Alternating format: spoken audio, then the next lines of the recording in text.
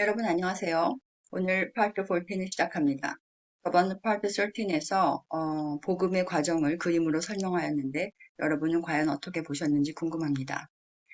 현재 저희가 가고 있는 북 4에서는 여러 가지 중요한 C.S. 루이스의 견해가 나오고 있기 때문에 매우 흥미롭다고 생각합니다. 그럼 파트 14을 시작하겠습니다. 신을 아버지라 부른다는 것은 우리가 그의 아들 예수처럼 되는 것이다. 예수가 우리에게 나처럼 행동하라고 한 말의 뜻은 그가 모델이 되어 우리에게 그를 보고 따라하라는 것이다. 우리 모두는 누구처럼 행동함으로써 그 사람처럼 변할 수 있다.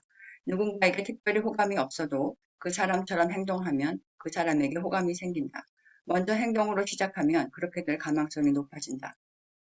그런데 이 마음은 내 의식이 아니라 예수가 가능하게 하는 것이다. 그래서 지금껏 옳다고 생각하던 많은 것들이 옳지 않다고 보여지게 된다. 이것은 예수로부터 온 그 신성, 잉크를 받아 감염되었기 때문이다. 그럼에도 불구하고 만일 내 마음에 내가 예수라면 절대로 가질 수 없는 악한 마음들이 솟아난다면 기도만 붙들지 말고 다른 일을 해라. 우리는 단번에 예수가 될 수 없다. 이 과정은 부단한 노력이 필요하다. 예수처럼 행동한다는 것은 어떻게 보면 정해진 규칙 그대로를 지키는 것보다 어렵다. 예수는 자유의지로 변화시키기 때문이다. 만약 나를 돕는 이가 정말 예수인지 믿어지지 않고 의심된다면 그때는 나를 도와준 사람들을 생각해보라. 이 사람들은 예수가 보낸 사람들이다. 빵, 즉 예수가 없었다면 집안에 토스트, 도움을 주는 사람도 없다. 집에 토스트가 있다는 것은 빵이 있다는 말이다. 예수는 우리를 여러 가지 방법으로 돕는다. 자연을 통해서, 우리 몸을 통해서, 책을 통해서, 하물며 예수를 믿지 않는 사람들을 통해서도 말이다. 교회에 정기적으로 나가는 사람이 그것을 위선으로 계속했다면 예수는 그것을 멈추고 더 이상 나가지 않게 하여 그 계기를 통하여 예수와 더 가까이 있을 수 있는 기회를 만들 수도 있다. He works on us in all sorts of ways, not only through what we think, our religious life. He works through nature, through our own bodies, through books, sometimes through experiences which seem at the time anti-Christian. When a young man who has been going to church in a routine way honestly realized that he does not believe in Christianity and stops going, provided he does it for honest sake, and not just to annoy his parents. The Spirit of Christ is probably nearer to him than it ever was before. But above all, he works on us through each other. Men are mirrors or carriers of Christ to other men, sometimes unconscious carriers. This good infection can be carried by those who have not got it themselves. People who were not Christians themselves helped me to Christianity, but usually it is those who know him that bring him to others. 아기는 누가 자기 엄마인지 모르면서 젖을 빨지만 우리는 그런 아기가 아니다. 우리는 우리에게 도움을 주는 사람들을 보냈는지 알아채야 한다. 그렇지 않다면 우리는 항상 인간에만 의지할 것이다. 아무리 훌륭한 사람도 실수를 한다. 그리고 모든 사람은 죽는다. 사람에게 감사해야 하지만 우리의 믿음을 그들에게 두지 말아야 한다. 이는 마치 모래 위에 성을 짓는 것과 같다. 뉴맨으로 다시 태어난다는 것은 바로 예수가 보여준 모델대로 사는 것, 즉 우리 모습을 예수처럼 만드는 것이다. 자아가 들어갔던 자리에 신성을 품어가는 인간의 모습, 자신의 죄를 죽이는 필터를 덧입은 삶을 말한다. 이리하여 예수는 2000년 전에 죽은 사람이 아니라 여전히 살아있는 신이요 인간이 된다.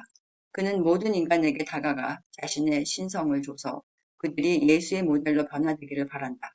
사람들은 처음엔 그 모델대로 사는 것을 힘들어하지만 천천히 그 방식에 익숙해질 것이다.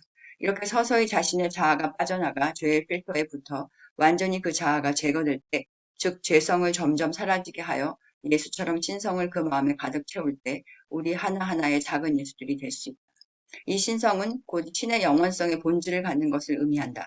이 인간 내면에 자리 잡은 자아가 서서히 신성으로 변화되는 과정, 즉 뉴맨이 되는 과정을 설명하면 다음과 같다.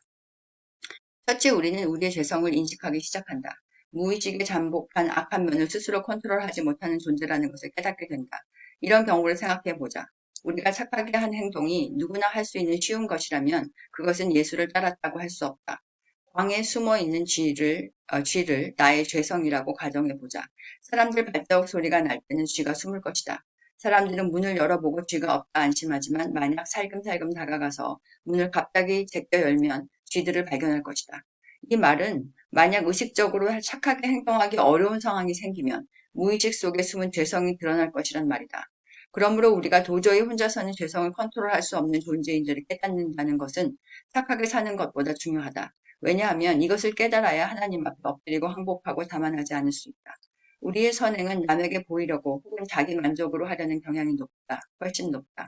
혼자 힘으로 예수의 삶을 결코 실현할 수 없다. 오직 신만이 나의 죄를 씻어주고 나를 더 나은 인간으로 바꿀 수 있다는 겸손이 있어야 가능하다. 둘째, 물론 신이 나를 바꾸지만 나는 그것을 하도록 허락해야 한다. 우리에게 주어진 자유의지로 스스로 예수 곁으로 가야 한다. 그렇게 하면 신은 인간을 예수와 마찬가지로 간주하고 우리에게 그 예수의 모델, 즉 죄를 거르는 필터를 줄 것이다. 이렇게 우리가 가야 할 길을 모델로 보여주기 위해 예수는 신의 위치에서 내려와 인간 세상에 태어난 것이다. In fact, we are very like an honest man paying his taxes.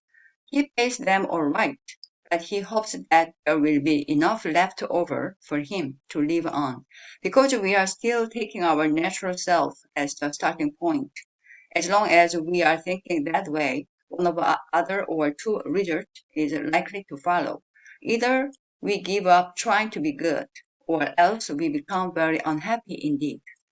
For make no mistake, if you are really going to try to meet all the demands made on the natural self, it will not have enough left over to live on.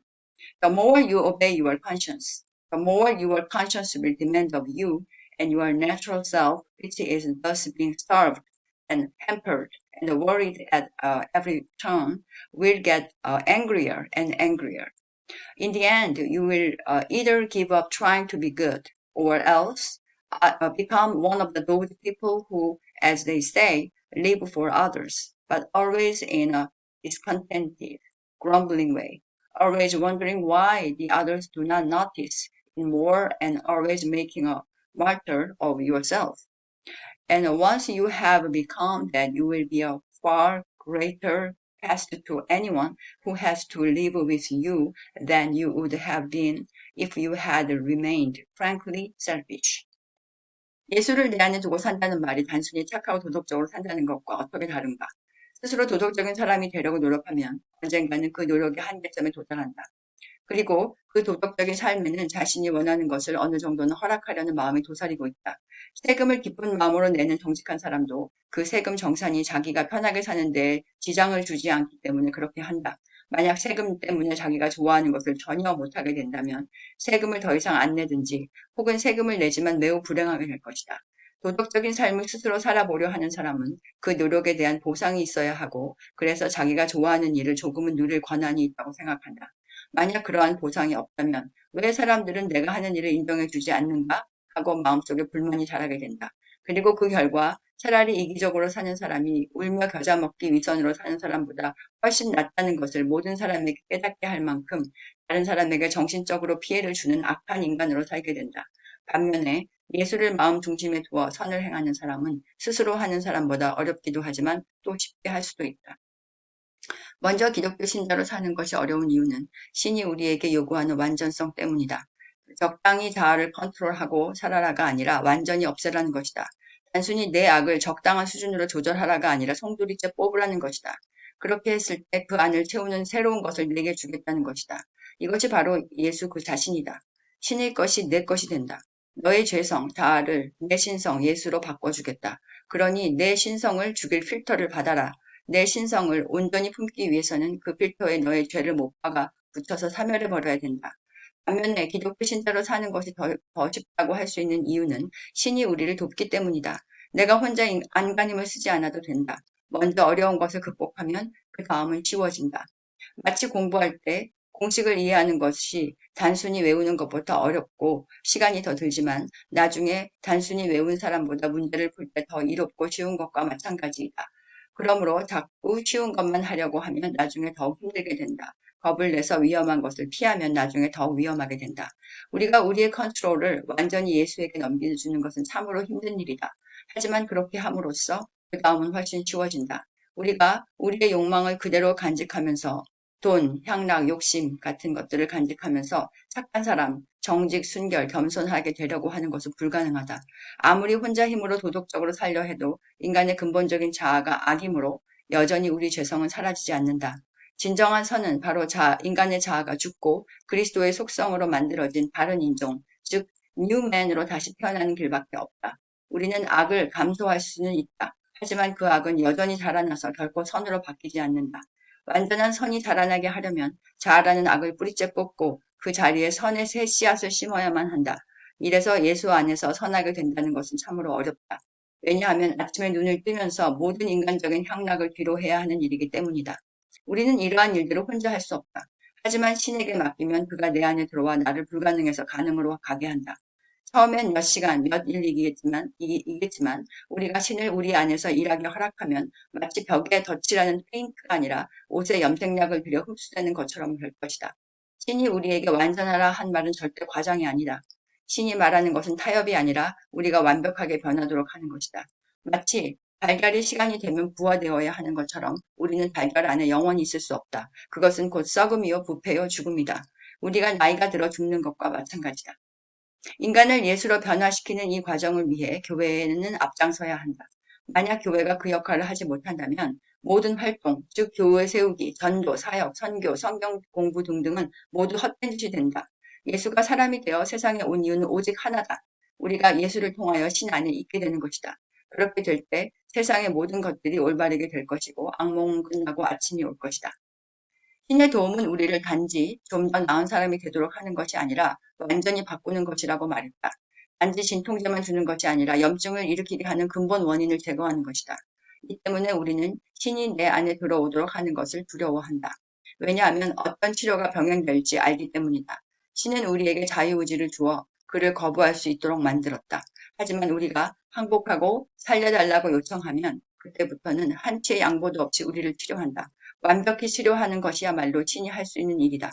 반면에 신은 우리가 하는 아주 작은 노력도 기뻐한다. 신은 기쁘게 하기엔 매우 쉽고 만족시키기는 매우 어렵다. 우리가 실패할 때마다 우리를 다시 일으켜 세운다. 반면 완벽하게 될 때까지 늦추지 않는다. 문제는 오직 우리 손에 신이 우리 삶에 관여하도록 할 수 있는지 없는지 그 선택의 권리가 있다는 점이다. 오늘은 여기까지 하겠습니다. 파트 14을 시청해 주셔서 감사합니다. 다음 시간에 뵙겠습니다.